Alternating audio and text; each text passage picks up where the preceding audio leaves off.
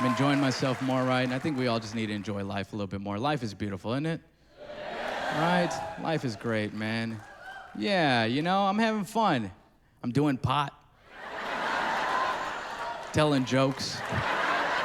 Some of my pothead friends have found out I've been doing pot, and they started giving me tips. Yeah, you guys have those types. You know, the pro potheads? The ones that make pipes out of an apple? You know what I'm talking about. One of my buddies, he told me, he's like, you need to get stoned and have sex. It's terrific. Has anyone done this? Yeah? Yeah, were you good at it? Yeah, I wasn't. Because you gotta know what kind of stoner you are. Like, some of us were good stoners. You know, we're in the moment, go with the flow. We might even drop a freestyle before sex. You know what I'm saying? You might be like, what? I'm in your house, about to be in your mouth. You know? I'm paranoid stoner. I'm like, do we even exist? Is this real? Who just said that? Am I breathing for myself? That's me.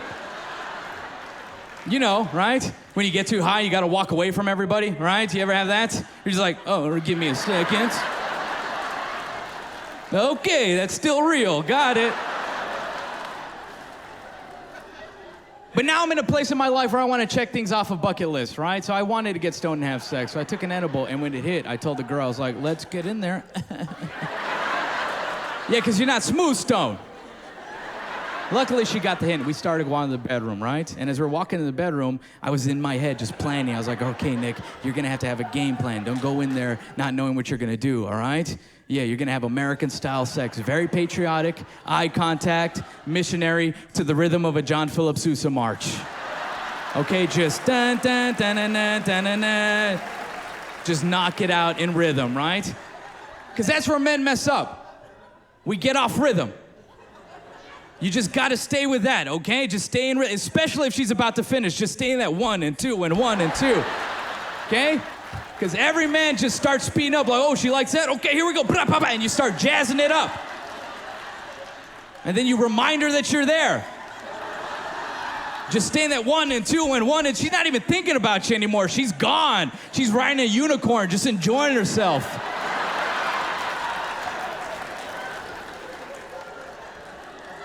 So I went in there with a plan, because in my stone head, I was like, you don't want to go in there not knowing what you're going to do and try to ad-lib moves. You know, you don't want to start lifting a leg and then halfway through forget where you're going to put it.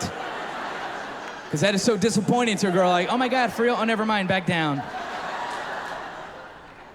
So I was ready to go. We were in the bedroom. I wasn't even naked, and she threw a curveball at me. She was like, talk dirty to me. I know, this is already tough sober, ladies.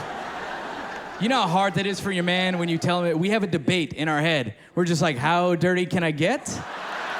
What's not gonna get me punched? Because we know what we could say. We know what you want to hear. You know, like you might still want us to be a gentleman because you're naked and feeling vulnerable. So we might be like, oh, hello, little lady. That's a majestic vagina. Good day, right? That might be enough.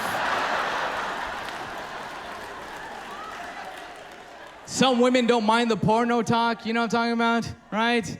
Where you're just like, do you want all of it, babe? Yeah, well, that's all of it, babe. You know what I'm talking about?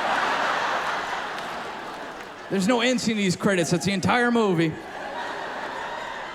And then some women let you get really freaky in the bed. You know that type of talk where you're just shouting at each other, anything? You're just like, how do you want your chicken? Original extra crispy, right?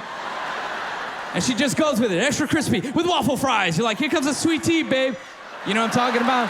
That's that Chick-fil-A sex. You can't have that on Sunday. That's against the Lord.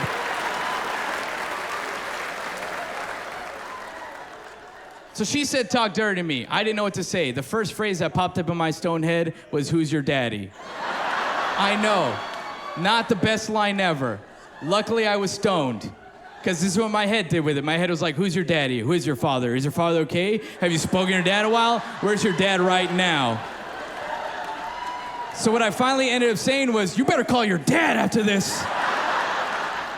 And it worked. She's like, really? I was like, yeah. And honestly, he appreciated the phone call. He was like, thank you. I haven't talked to her for a week.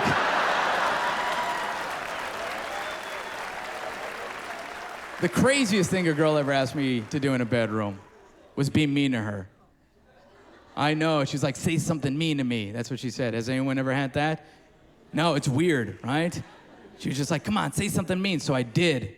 I was like, your pussy tastes like old pennies. Oh, that was the end of that. I had to leave.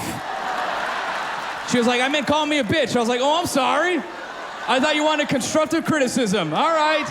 Thank you, San Antonio. Good night. Bye-bye.